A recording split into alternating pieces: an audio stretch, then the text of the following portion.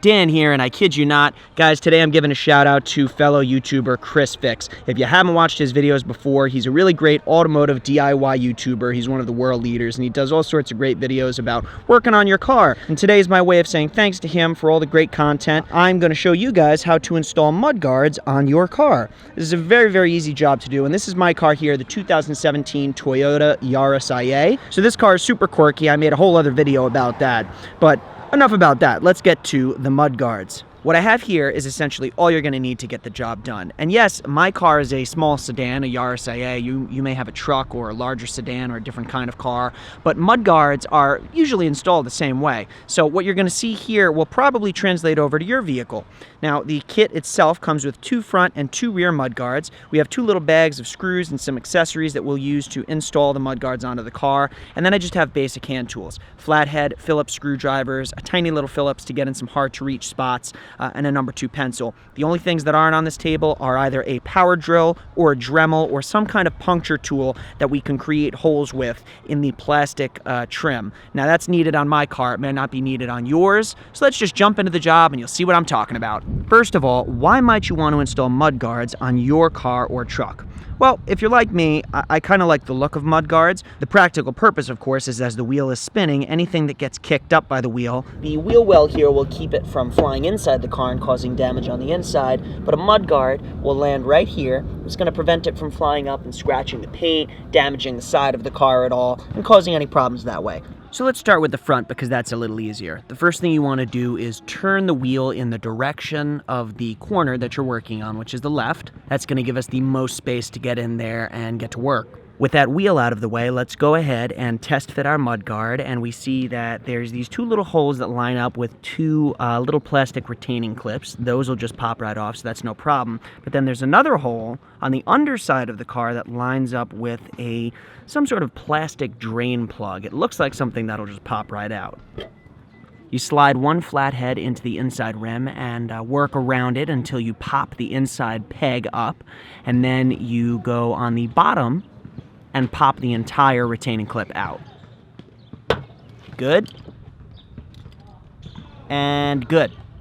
And look at this, when you peel back the little plastic cover, it turns out that there's a bunch of leaves and debris in there. If you've been driving around like I have, this will accumulate over time, so you're in here, might as well clean it out. So with those plugs out, what we're going to do is peel back the black plastic wheel well. If you have a microfiber cloth or even just a paper towel, wet it, and this is a good time to kind of clean up the little holes that we're about to screw into. Now we're going to take the 2 metal clips that came with the front mudguard baggie, and they're going to clip on right over the 2 existing holes. This is going to give the screws that we're about to drive in something to bite to and grip. The flat side should always be facing toward the wheel. The curvy side, you want that to face away from the wheel. With those 2 screws set in the front over here, you can see that this black plastic piece lines up perfectly with where we pulled that little plug from before. Now we don't want to reuse the old plastic retaining clip, not because it's not safe or broken, but because the new one that they give us is actually a bit thicker and larger to get a better grip on this. So we're going to take the larger, new, thicker one,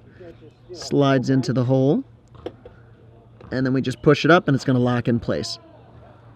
With the bottom clip in, we can tighten up the 2 screws that we started earlier, and then the front left is done. You'll probably notice that there's a 3rd hole right back here. Now on the back side of that, there is no hole. We would have to drill into this plastic wheel well here and create our own hole, and then use one of these plastic plugs to plug into that hole. These 2 connections that we're going to get here, and then the one underneath the mudguard, I feel are more than strong enough to hold it in place. I don't think that 3rd piece is absolutely necessary right now, and since I don't have to drill there, I'd prefer not to. Now with the rear, it's a little bit different because we can't pivot the wheel the way we did in the front, so it's going to be harder to get that good access back there where we want to be. Basically, there's 2 ways to do this. You could either take the wheel off, which would require jacking up the car, and then you have full access to work back there and you can get your screws in. The easier way to do it, it sounds more complicated, but the easier way is to remove the back wheel well panel. It's actually a small panel there. It pops off from the bumper, and then we can take that wheel well out, and that's going to help us out because if you look, when we line up the mudguard to the rear wheel well, you could see that the holes that we need to put screws in, they don't exist. They're not there. We're gonna have to drill those holes. So how do we go about removing this piece of the rear well? Well, if you follow my finger up, there is a retaining clip here. There's a Phillips head screw right here. And then right on the inside over here, there's another retaining clip that we need to remove. There is one more plastic retaining clip right back over here behind the tire. I'm pointing at it with my eraser. I'm not able to get the camera back there, but you can get a screwdriver in. You just pop it out like the rest of them. On the passenger side, there's a different plastic bolt that needs to be unscrewed. Thankfully, it is just hand tightened, so it screws right off. And then coming down underneath the back end of the car, there's 3 more screws that are gonna have to come out. Now the plastic wheel well has some clips that pop right out with a little force, but before we remove it, we want to line up our mudguard and make some pencil marks of where we're going to need to drill our 3 holes. With those markings on, you just pop off the inside wheel well and slide it out from the bottom underneath the bumper. Now we're going to take our wheel well that we've popped out, and it's got our little pencil marks on it from earlier and the spots we need to drill.